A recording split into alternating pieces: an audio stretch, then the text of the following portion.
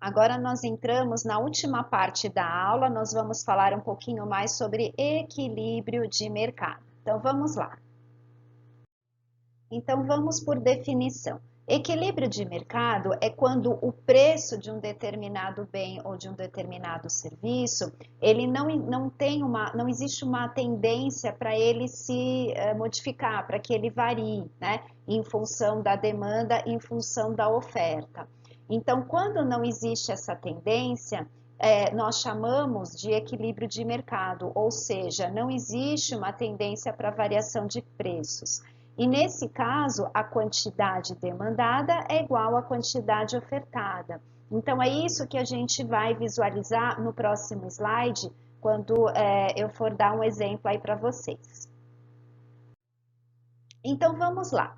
Aqui nós temos o preço do saco da farinha de trigo. Se eu vender a 90 centavos esse saco de farinha, eu vou ter uma quantidade demandada de 45 e uma quantidade ofertada de 115.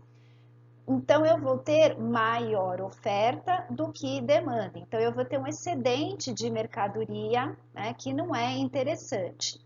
Se eu reduzir o preço para 85 centavos, eu até elevo um pouco a demanda, justamente porque quando há queda de preços, eu modifico um pouquinho a demanda. Então, eu aumento um pouquinho a demanda. E, no entanto, eu acabo diminuindo também a oferta porque houve uma redução de preços.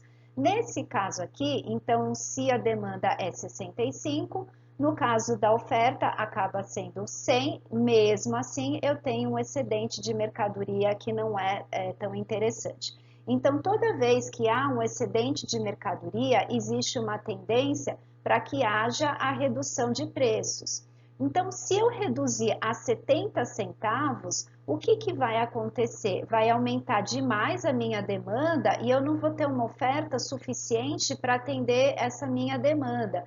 Então, eu vou ter carência de produtos. Aí eu resolvo aumentar para 75 centavos. Vai acontecer a mesma coisa. Então, eu diminuo um pouquinho a demanda, porque eu aumentei o preço, e acaba aumentando a oferta. No entanto, eu também vou ter a carência de produtos.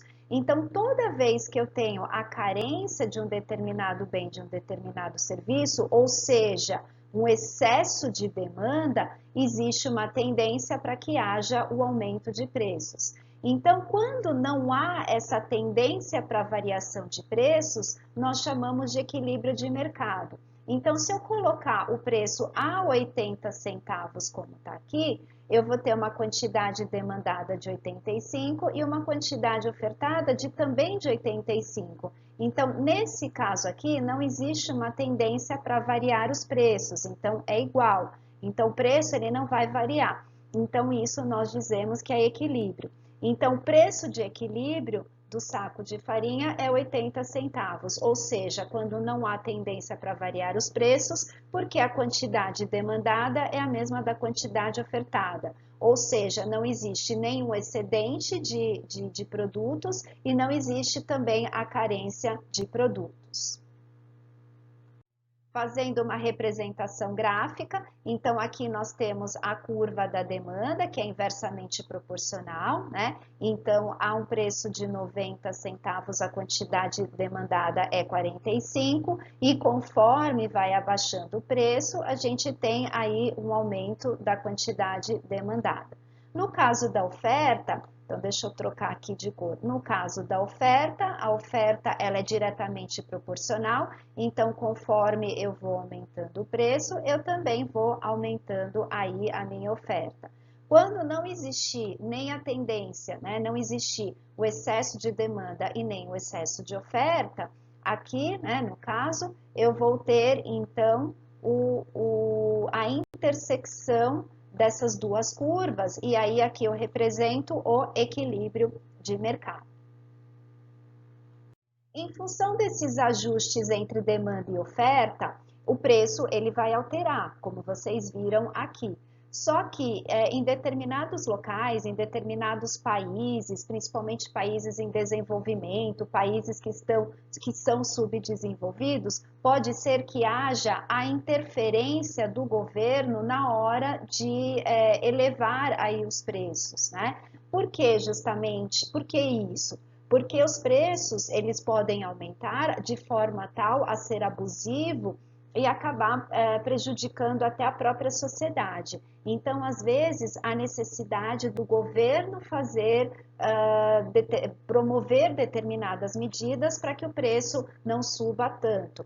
Então, a gente vai comentar um pouquinho mais para frente, principalmente na inflação, em que o governo ele taxava o preço de determinados produtos, que ele congelava os preços de determinados produtos, enfim, né? Então a gente sabe que pode haver a intervenção do Estado, o Brasil é um exemplo que pode sim ter essa intervenção do Estado, para que os preços não fiquem aí abusivos e que acabe prejudicando a vida, né, a sociedade de maneira geral, tá bom? Então é isso, a aulinha de demanda e oferta.